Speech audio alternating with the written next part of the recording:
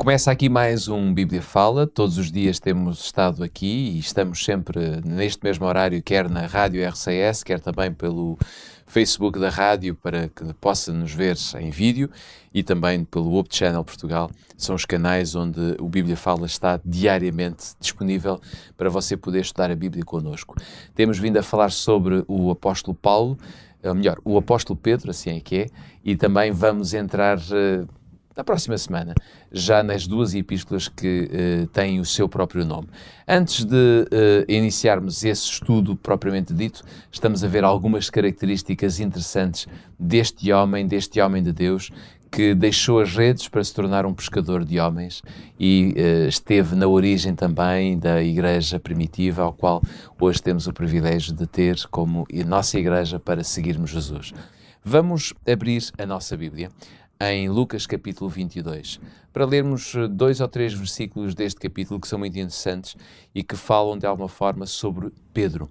No capítulo 22, os versículos 31 a 34, diz-nos o seguinte, aqui fala-nos que Pedro foi avisado por Deus, ou neste caso por Jesus. Diz: Simão, Simão, eis que Satanás vos pediu para vos cirandar como trigo, mas eu roguei por ti, para que a tua fé não desfaleça, e tu, quando te converteres, fortalece teus irmãos.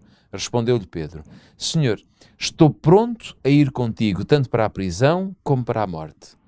Tornou-lhe Jesus: Digo-te, Pedro, que não cantará hoje o galo antes que 3 vezes tenhas negado que me conheces.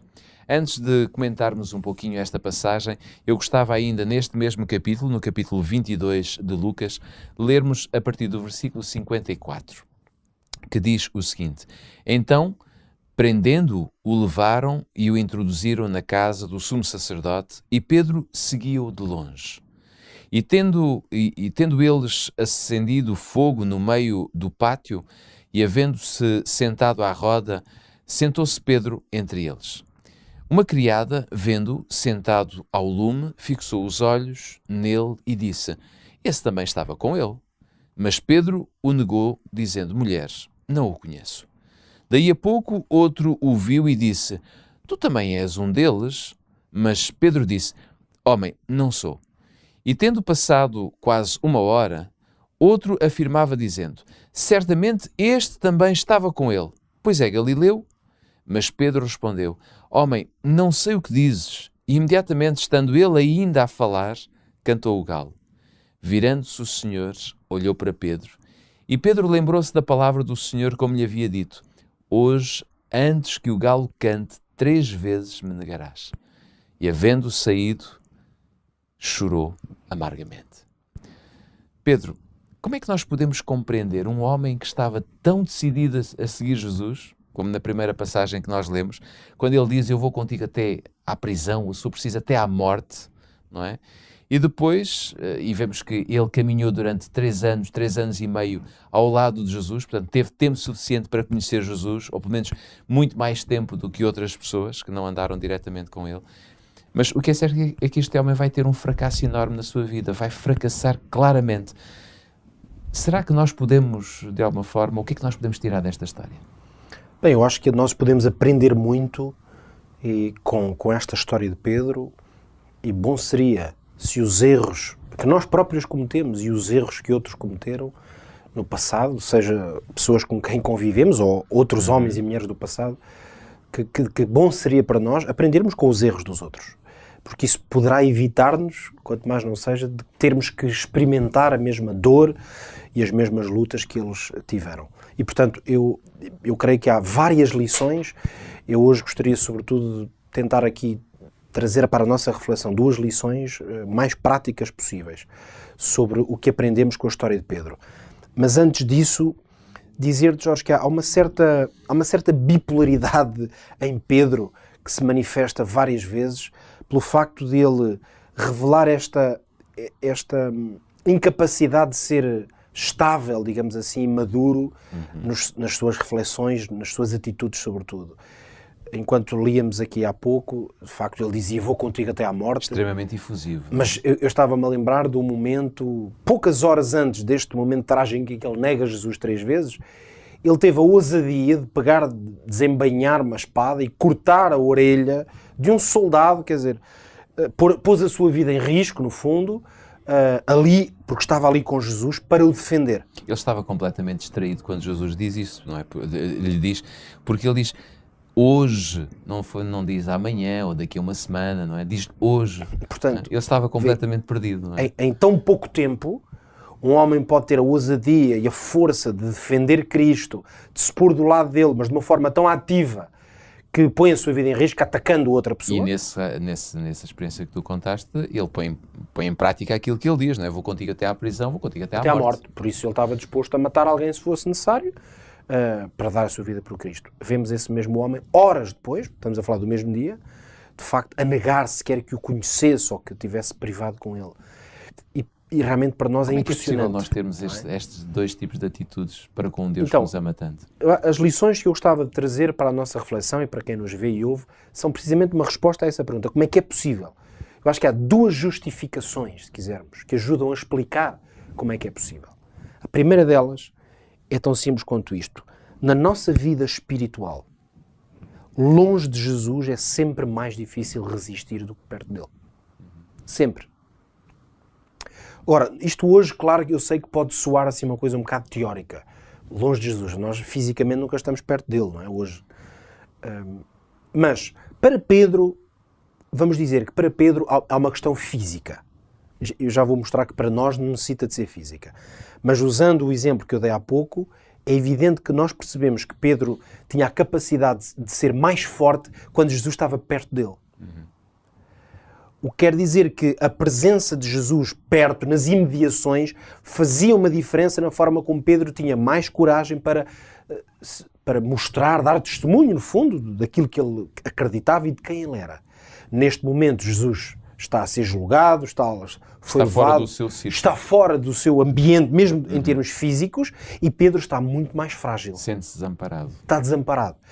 Isto não é uma justificação para o que Pedro fez. É ainda mais sabendo que o próprio Jesus não estava ali com ele, mas estava a ser julgado, não é? Exatamente. Portanto, isso punha até talvez em causa muito daquilo que ele e os outros discípulos esperavam que Jesus fosse. Mas repara que há esta dinâmica que eu acho que tem muito significado para nós. Quando estamos perto de um ambiente espiritualmente forte, esse ambiente, ele protege-nos. Eu aqui já estou a usar a expressão ambiente para tentar aplicar isto à nossa realidade hoje. É certo que é um pouco simbólico ou figurativo a ideia de dizer como é que nós hoje estamos mais perto ou mais longe de Jesus. Mas isso pode ser mais do que figurativo. Há ambientes que nos protegem.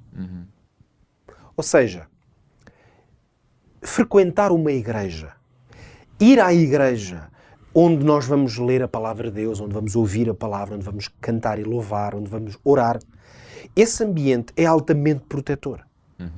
Eu dou com certeza o meu testemunho pessoal, e eu acho que quase toda a gente se calhar o poderia dar, de que algumas lutas que nós temos na nossa vida, até pensamentos, problemas que temos, quando nós muitas vezes vamos à igreja, estamos ali num bom momento de louvor, naquele momento sentimos tão fortes. É como que dizer assim, há certos momentos e ambientes espirituais que é como se Satanás tem a porta fechada. Por exemplo, tentações, maneiras que Satanás tem de nos influenciar. Muitas vezes quando estamos, por exemplo, com outros irmãos, em oração, em reflexão espiritual, sentimos uma força tremenda.